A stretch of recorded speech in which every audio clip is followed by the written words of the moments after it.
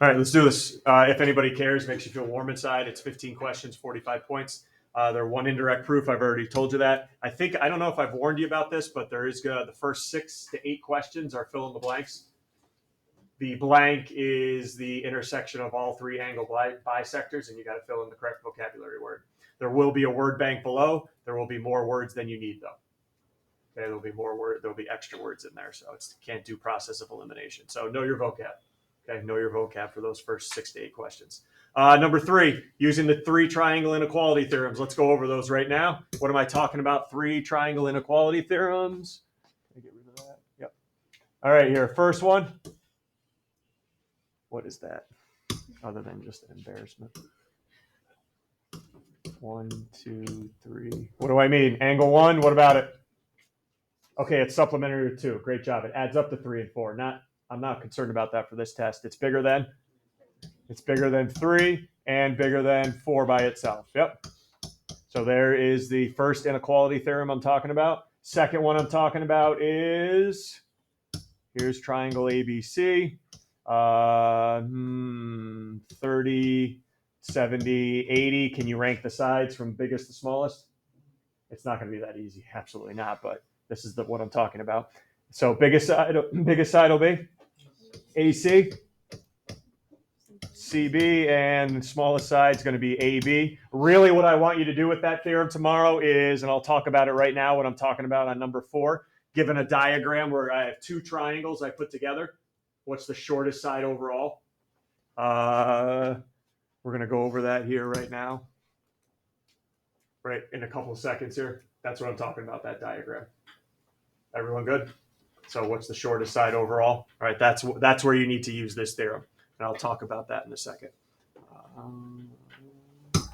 Okay, let me go back. And the third theorem. So you have those 2 inequality theorems, and the third theorem is what you guys found out with the licorice last week. 3, 8. What are possible third sides? Anything between 5 and 11. How do you get them? Subtract them and add them. So sum of 2 sides greater than the third. Sum of 2 sides greater than the third. All good on the 3 theorems I'm talking about. We already went over number 4. Oh, high five. Hey, how about that? Partitions. There are 2 on the quiz. Warning! No partition practice here. No partition practice here. How do you expect me to get it right? I always have you covered, don't I? You go to classroom if you want partition practice. Go to unit 5. Like most units, I put a unit test extra review on there for you. Open it up. There's a couple files in there, and one of them is partition practice. Partition practice. And maybe you're not so good at circumcenter, centroid, in-center, circumcenter, points of concurrency, or maybe you want some extra practice on the 3 theorems I just went over, triangle inequality. So there's some extra review for you. All good? So partitions will be on there. I wanted to go over these 2 vocabulary terms that we did not go over since the first day of the unit, but they may show up tomorrow. And what is that? I've never seen that. Inscribe versus circumscribe. So I have a circle and I have a triangle here. Which one of the figures is inscribed? The triangle or the circle is inscribed in this diagram. Circle, because it's inside. Anything inside another figure is inscribed. What's circumscribed? The triangle. Okay. Circumscribed means it's drawn on the outside of a figure. Inscribed means it's inside a figure. All right. So in case those terms come up tomorrow, I just wanted you to be aware. And then finally, centroid algebra. What do I mean by that? Sure.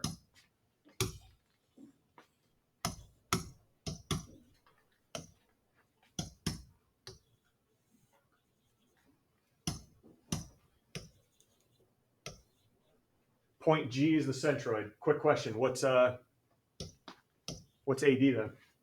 If G is a centroid, AD must be a, oh boy. G is a centroid, AD must be a Median, yes, medians. 3 medians form a centroid. All right, so if that's the centroid now, how about this? 2x minus 1, 6x plus 5. Find x. And G is a centroid. True? No. True? No. No. Fix it. Fix it. It's not true.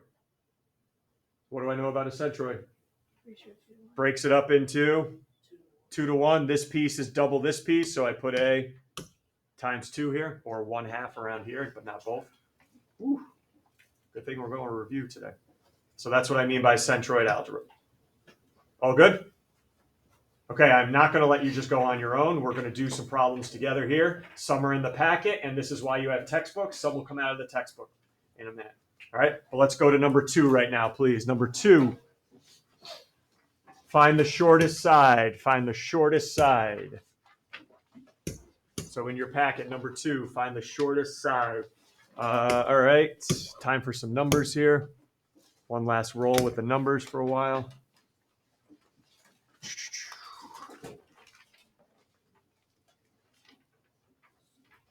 Connection secure, good, 28. All right, I'm not going to be able to tell you the shortest side in the diagram unless I know all the angle measures. So let's find the angle measurements for me, please. So I'm looking for the missing angles, ADB and CBD. When you have them, let me know. When you have them, let me know. What are those missing angles? First up, 26. When you have them, let me know. LMO is 38. LMO. Number 2. Hi. Oh, sorry.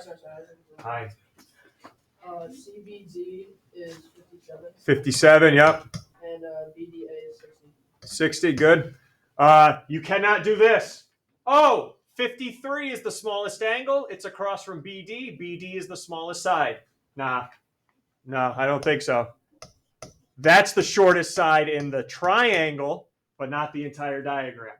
The theorem is in a triangle, shortest side across from smallest angle, not in a diagram. So what I'd like you guys to do to approach this is rank each triangle sides from shortest to longest. So let's go triangle ABD, and then we'll put it against triangle BCD and see which one's the shortest overall. All right, who's up? ABD, shortest to longest. Ho, 24. Shortest. AD looks good, followed by BA, and then the longest side in that triangle, BD, good work.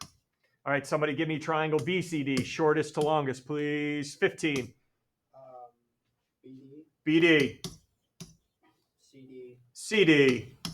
BC. All good on the rankings. Next up, now we have to determine the shortest side. Well, it's got to be between the 2 shortest sides in each triangle, right? One of them has to be the shortest overall, but it's impossible for one of these to be the shortest. Why is it impossible for one of these sides to be the shortest overall? There's no way one of these sides can be shortest overall. No way. 25, talk here. BD can't be the shortest. Why not? It's shared with the other angle, or triangle. And where is it in the other triangle? Which means it's the what? It's the biggest. You are look at this ranking right here. You already wrote down that there's 2 sides smaller than BD, so how can BD be smallest overall?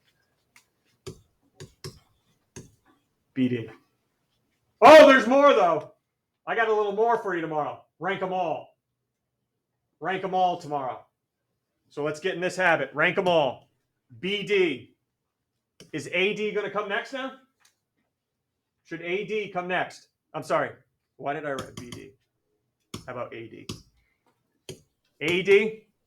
Is BD going to come next? No. Look at your darn ranking for triangle ABD. You still said there's one more side smaller than BD, and that is BA. Now what's going to come next? BD's next up. Next smallest side out of CD and BC. You ranked it smaller, CD, and then the biggest side overall, BC. So be ready to rank them all tomorrow, kids. Rank them all. Questions on the rankings and how we got there. All right, open up your textbook. Here we go. Open up your textbook, page 381. I don't care if you write these down or not. If you just want to follow along and answer them if your number comes up, that's fine too. All right, page 381. I just wanted to hit on some vocabulary. And maybe open up your eyes to what you know and what you don't know yet.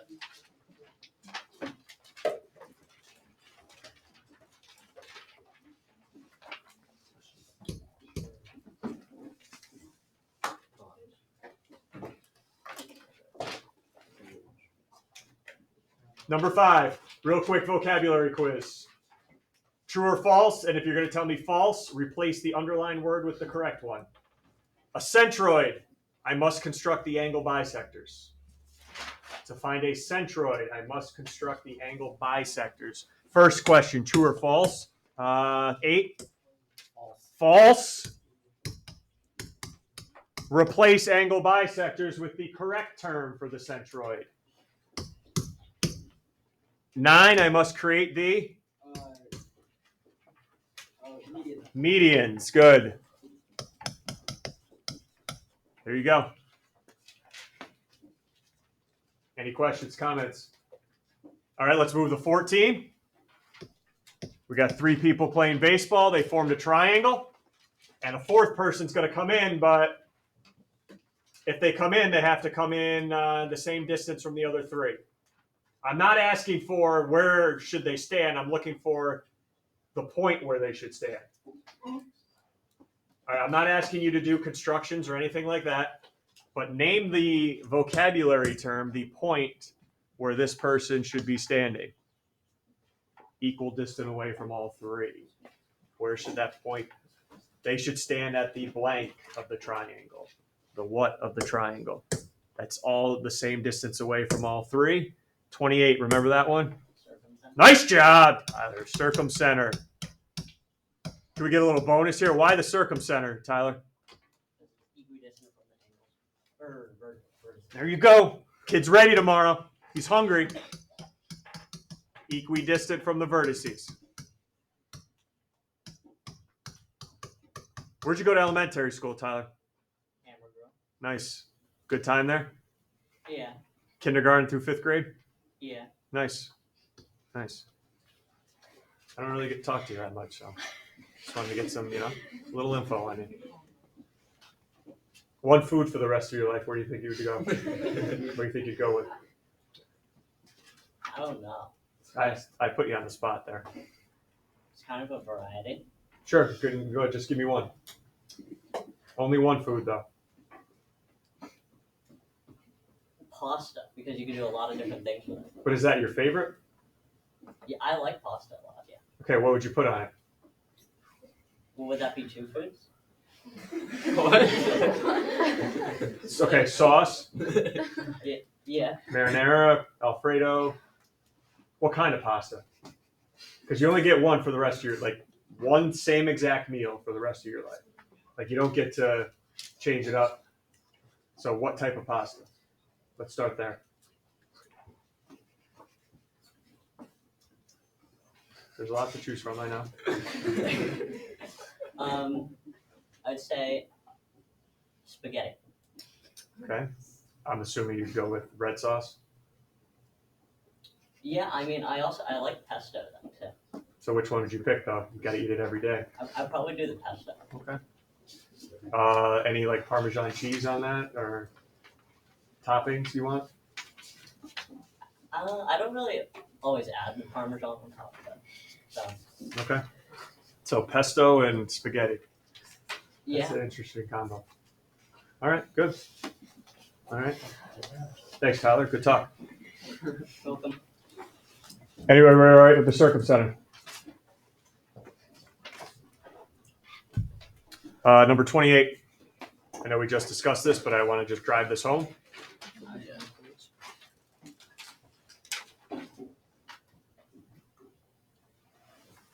By the way, sweatshirt behind.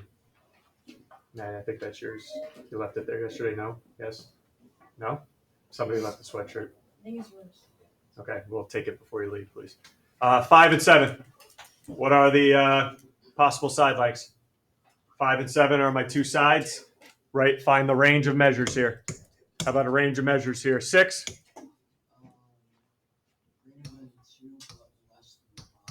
Yep. Between 2 and 12. 2 and 12.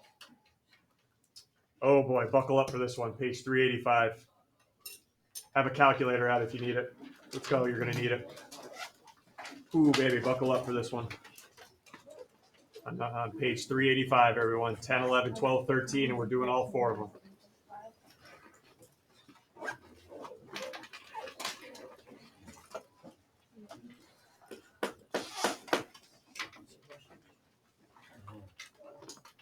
All right, first thing, just so you're aware, 11 is referring to the length of HB. All right, that's the length of HB, 11.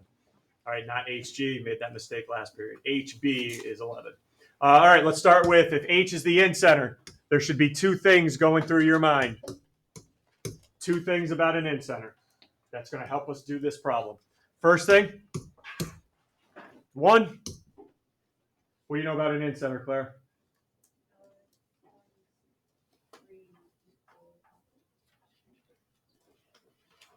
Come on, dig deep. You either can tell me how it's formed by the intersection of all three what, or the special fact about an in-center.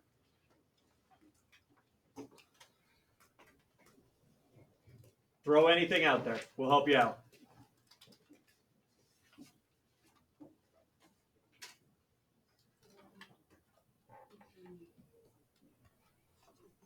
From where? That's circumcenter. Sides. There we go. That's the first thing. Well, one of two things you guys should be thinking about that's going to help us with this problem. It is equidistant from sides. So everyone look at the diagram right now. Somebody give me three lengths that are all congruent to each other then. It's equidistant from the sides. H is the in-center. Name three segments that are all congruent to each other. 27.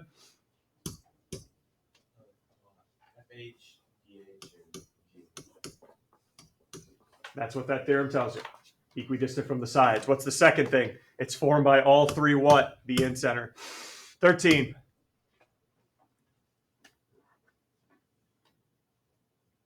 All three.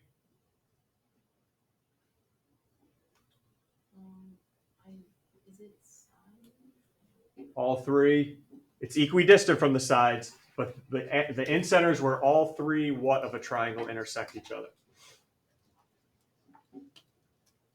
Let me give you four. What is it? Angle bisectors. That's it. Angle bisectors.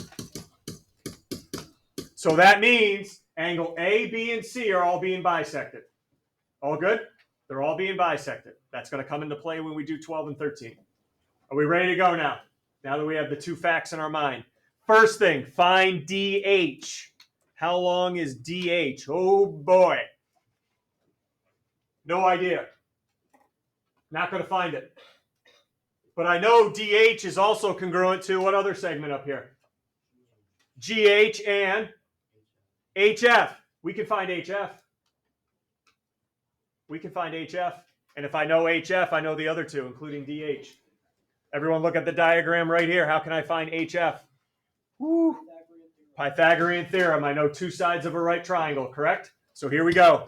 A squared plus B squared equals C squared. Where's the 24 and the 25 going? Let's start with the 25. Where's that going? C, it's the hypotenuse. So 24 can go into either spot for A or B, and you're looking for the other one here. So let's find B, because once you find B, I'll know FH, HG, and DH. So I cannot find DH right away, but knowing it's congruent to FH, we can. 25 squared, move over 24 squared, and then at the end, you got to take the square root of that number. When you're ready, let me know. Oh, 27. When you're ready, let me know. We got high numbers today. 7.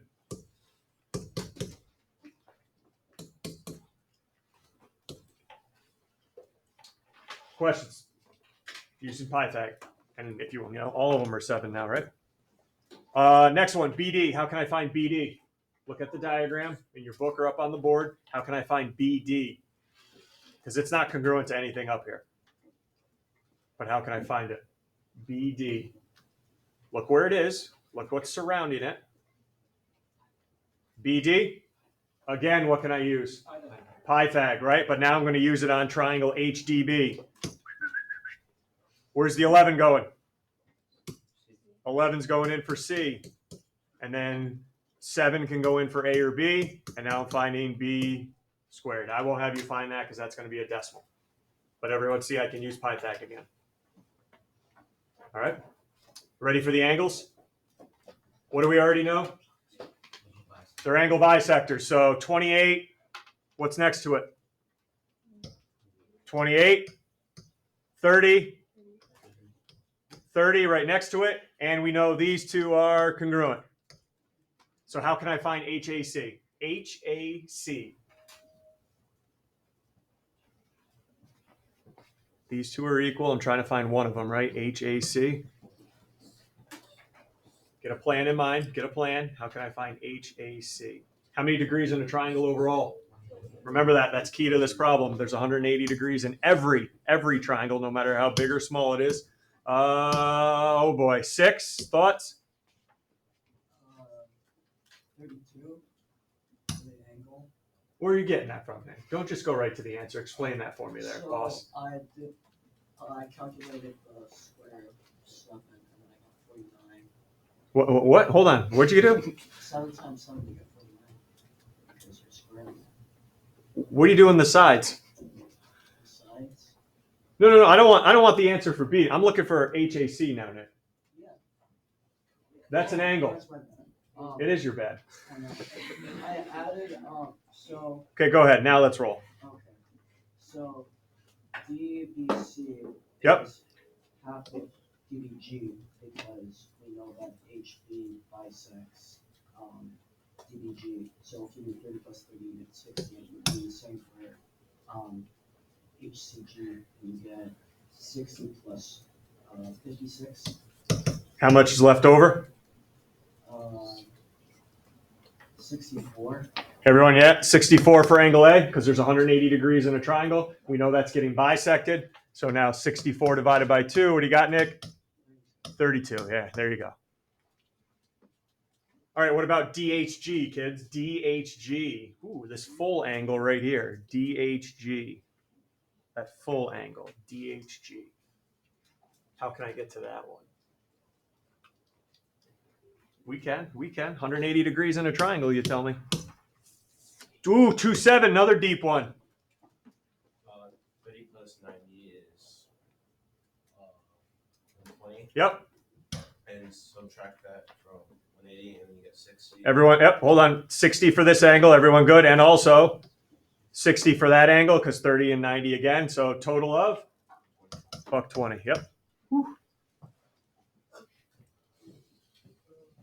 Questions?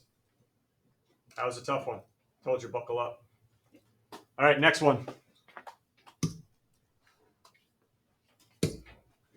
Which angle? This is 20, 21, and 22 in your 20, 21, and 22.